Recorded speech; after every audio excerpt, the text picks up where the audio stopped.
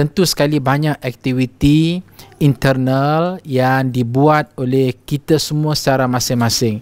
Ustaz tak perlu ulang ya, banyak kita buat solat berjemaah lah, masak sama-sama lah sebagainya. Yang Ustaz rasa mungkin agak jarang dibuat tetapi besar signifikasinya ialah berbincang tentang wasiat. Masya Allah, berbincang tentang wasiat. Alang-alang duduk dalam rumah ramai-ramai, nah ada suaminya, ada isterinya, ada kau 5 orang anak, pastilah 5 orang anak ada belaka kan, sebab tak bekerja, tidak ada yang pergi ke universiti, tidak ada yang pergi ke sekolah.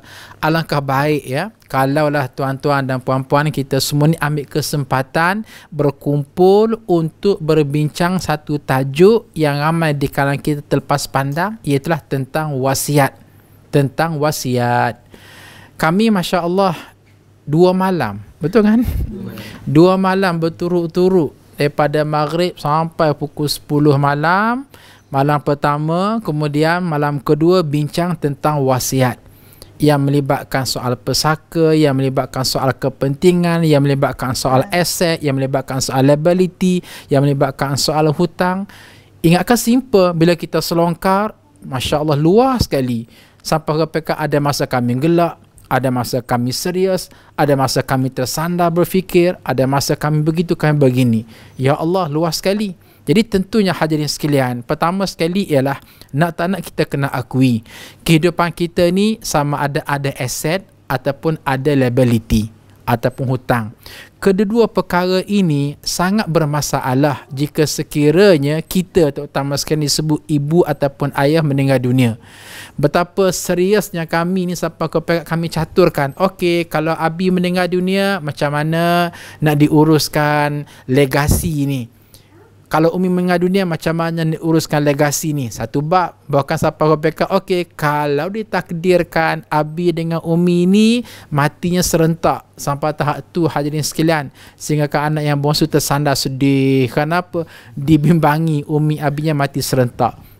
Kami tak bercakap soal kalau. Mungkin tuan berkata, kalau itu rujuk kepada hadis Nabi, laula taftah abwab syaitan. Kita ni kalau bercakap kalau ini akan membuka ruang kepada pintu syaitan menghasut diri kita. Tak.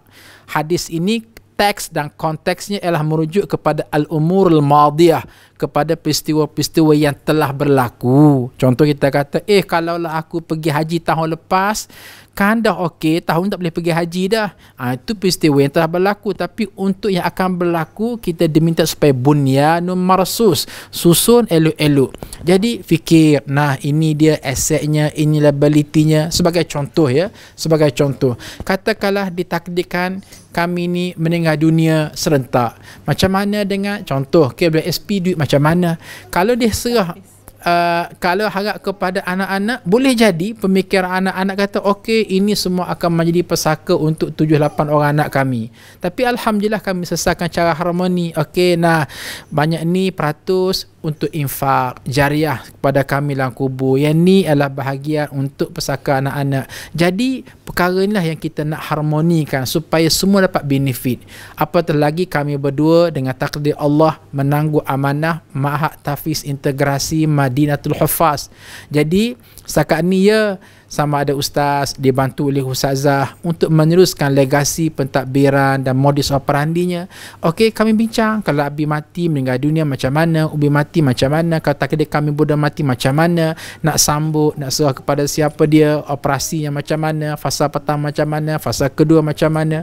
Kami bincang sampai ke peringkat, nah anak bongsu kami namanya Muhammad Al-Amin yang sekarang darjah 5 ini, kalau takdir kami semua meninggal dunia ni serentak, macam mana nak bawa pelajaran dia, nak hantar ke sekolah mana? Perkara ni hadirin sekalian, kadang-kadang bila ibu ayah meninggal dunia, anak-anak masing-masing bawa diri kan, masing-masing bawa diri, fikir untuk diri sendiri je. Tapi bila kita gazetkan dia dalam satu wasiat, mereka nampak hala tuju, nak bersandar kepada siapa dia, nak dirujuk kepada siapa dia, pak ciknya siapa dia, mak ciknya siapa dia. Jadi benda ni sangat besar. Sampai ke pekat 2 malam kami bertarung untuk mengharmonikan soal wasiat.